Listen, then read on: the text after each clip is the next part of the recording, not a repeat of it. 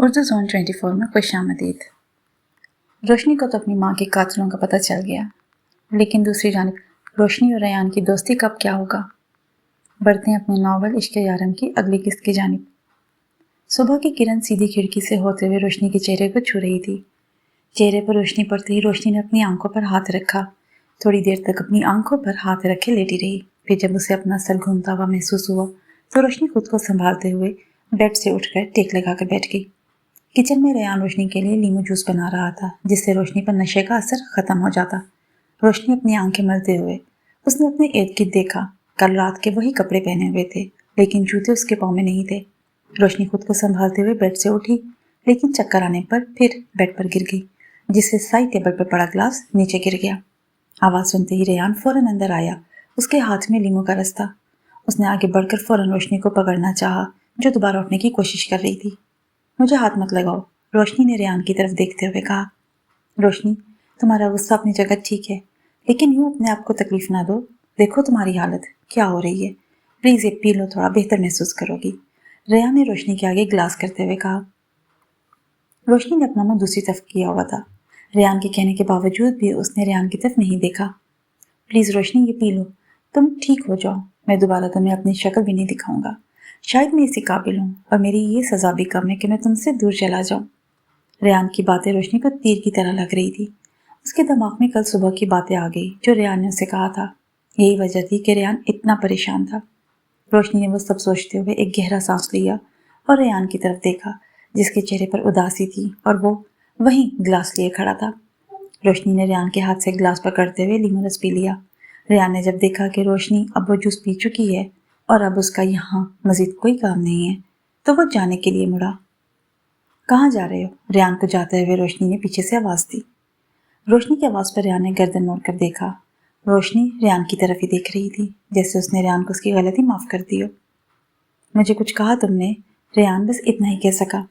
हाँ, तुमने कहा क्या मेरी इस जंग में मुझे अकेला छोड़ दोगे? रोशनी अब खुद को संभालते हुए उठकर रेयान के पास आकर खड़ी हो गई और उसका हाथ थामा। मुझे माफ़ कर दो रेयान, मैं तुम पर कुछ ज़्यादा ही बोल पड़ी। मुझे पता है कि तुम मेरे लिए कभी भी बुरा नहीं सोच सकते, लेकिन तुम्हें मुझसे ये बात नहीं छुपानी चाहिए थी। वो मेरी माँ का कातिल है, मैं उसके साथ कैसे रह सकती हूँ? तुम खुद सोचो। अगर तुम तब मुझे बता देते जब हम वहाँ से निकले थे, तो हम तब कोई और रास्ता निकाल लेते। रोशनी रेयान का हाथ थामे उसकी आंखों में देख रही थी, जिसमें नदामत साफ दिखाई दे रही थी। काया ने धमकी दी थी कि अगर मैंने तुम्हें बताया तो वो तुम्हें मार देगा, और मैं डर गया था। मैं तुम्हें खोना नहीं चाहता था। रेयान ने रोशनी को इस राज के ना बताने की वजह बताई। वो क्या किसी को मारेगा जो वो खुद मौत से डरता हो? अब काया की मौत मेरे हाथों से होगी, रोशनी ने गुस्से से दांत पीसते हुए कहा। रोशनी, क्या तुमने मुझे माफ़ कर दिया? रेयान ने खुद की तसल्ली के लिए रोशनी से दोबारा पूछा। हाँ, लेकिन अब आइंदा मुझसे कोई बात नहीं छुपाना। रोशनी के मुंह से ये अल्फाज निकलते ही रेयान ने खुशी से रोशनी को गले लगा लिया। थैंक्स रोशनी, थैंक्स। रेयान ने रोशनी को मजबूती से गले लगाया हुआ था। रेयान, ये कुछ ज़्यादा नहीं हो गया? रोशनी रेयान की मजबूत गिरफ्त पर कंफ्यूज हो गई। रोशनी की बात सुनते ही रेयान ने फौरन रोशनी को अपने से अलग किया। आई एम सॉरी रोशनी, मैं खुश इतना था कि वो बस ये।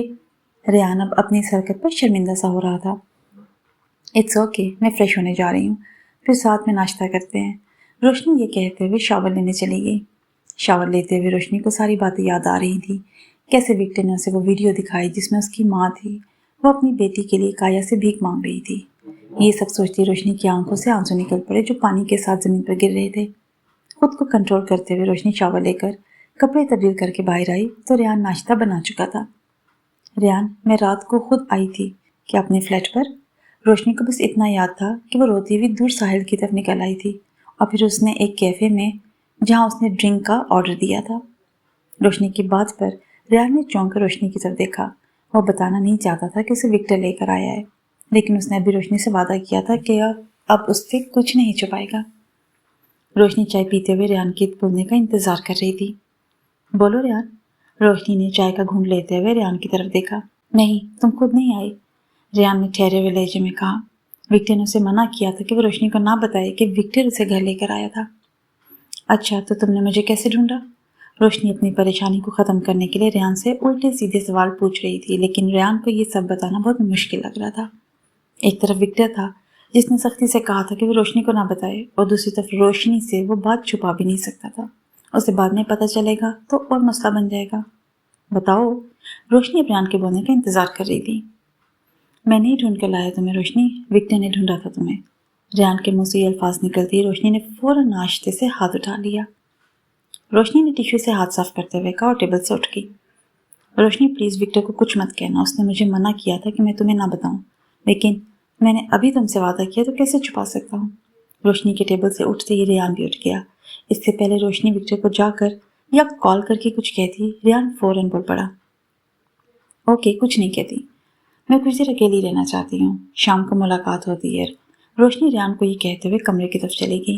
रेहान को कुछ समझ नहीं आ रही थी कि वो अब इस सारी सूरत हाल को कैसे ठीक करे। अजाम की बेचैनी बढ़ रही थी। वो किसी भी तरह सोनिया के पास जाना चाहता था, लेकिन उसे इतने बड़े बंगले के रास्तों का पता ही नहीं था।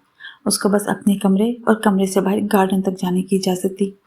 अब जबकि अजाम ने सब कुछ सुन लिया था, उसकी रातों की नींद उड़ी हुई थी। परी और इज़्ज़त का ध्यान आजकल के दिनों में अजाम पर कम था। वो दोनों कुछ नए बच्चों को लेकर आ रहे थे, जिनमें लड़कियां और लड़के दोनों शामिल थे। इसी बात से अजाम फ़ायदा उठाना चाह रहा था कि वो अब वहाँ मसरूफ़ थे, लेकिन वो सोनिया को कहाँ ढूंढता। परी 2 लड़कियों को तैयार करके कस्टमर के पास लेकर जा रही थी। जैसे जैसे शाम हो रही थी, बंगले में रौनक होती जा रही थी। कस्टमर्स का आना जाना शुरू हो गया था। परी कराची के डिफेंस एरिया की वो वाहिद लड़की थी जिसके काम को जानने के बावजूद कोई उसे पूछने वाला न था। बड़े बड़े बिजनेसमैन परी के पास आते। आज भी कराची का एक बिजनेसमैन परी के पास आना था और उसी की तैयारियां चल रही थी। एक 16 साल की मासूम सी गुड़िया जैसी लड़की को उस बिजनेसमैन की हवस का निशाना बनना था। परी को उसके अच्छे खासे पैसे मिलने थे। वो लड़की कमरे में बंद अपनी टांगों में सर छुपाए रो रही थी जब परी उसके पास शौक रंग का सूट लेकर आई। लड़की ने पहनने से इनकार कर दिया। लड़की के इनकार पर परी ने एक जोरदार तमाचा उसके मुंह पर दे मारा। वो दर्द से चिल्ला उठी। लड़कियों को तैयार करने का काम सोनिया का था, लेकिन अब सोनिया को परी ने तहखाने में बंद किया हुआ था, जहाँ उसके जख्म ठीक होने तक उसे वहां भूखा प्यासा रहना था। लड़की थप्पड़ पड़ते ही डरते डरते वो कपड़े उठाकर तब्दील करने चली गई। अजाम ये सब देख रहा था। जैसे परी कमरे से बाहर निकली, अजाम फौरन दीवार के पीछे हो गया। उसे ये पता नहीं था कि सोनिया को तहखाने में बंद किया हुआ है। अजाम अब अपने कमरे में आ गया था। इतना अरसा परी की कैद में रहते हुए उसे अंदाजा हो गया था कि किस तरह खुद को बचाकर काम करना है। रात का 1 बज रहा था जब अजाम ने भाई किसी का शोर सुना। वो दबे पांव चलता हुआ कमरे के दरवाजे के पास आया। शोर ज्यादा दूर से नहीं आ रहा था। उसने आराम से दरवाजा खोला और बाहर निकलते हुए उसने अपने कमरे के सामने साया देखा जिसमें चंद लोग खड़े थे। अजाम बड़ी ही एहतियात से दबे पांव चलता हुआ उस दीवार के पास आ गया जिसके दूसरी तरफ परी, इज़्ज़त और 7 आदमी थे जिस पर गुस्से से परी चिल्ला रही थी। अजाम ने जब परी के मुंह से सुना, जब वो उन 2 आदमियों पर चीख रही थी कि वो लड़की जो 16 साल की थी मुसलसल 4 हिवानों की हिवानियत की ताब ना लाते हुए दम तोड़ गई है, अब इस हालत में उसे कहीं ठिकाने भी नहीं लगाया जा सकता। ये सब सुनते ही अजाम के पांव तले जमीन निकल गई। उसके दिमाग में फौरन सोनिया का ख्याल आया कि कहीं उन लोगों ने सोनिया को भी तो नहीं मार दिया। अभी अजाम यही सोच रहा था कि परी उन 2 आदमियों से बात करके जाने के लिए मुड़ी थी कि उसने इज़्ज़त से कहा, जाओ वो सोनिया को देखो, कहीं तहखाने में वो भी तो नहीं मर गई। ये कहते हुए परी अपने कमरे की तरफ चली गई और इज़्ज़त तहखाने की तरफ। अजाम को अब इस बात का पता चल गया था कि सोनिया तहखाने में है।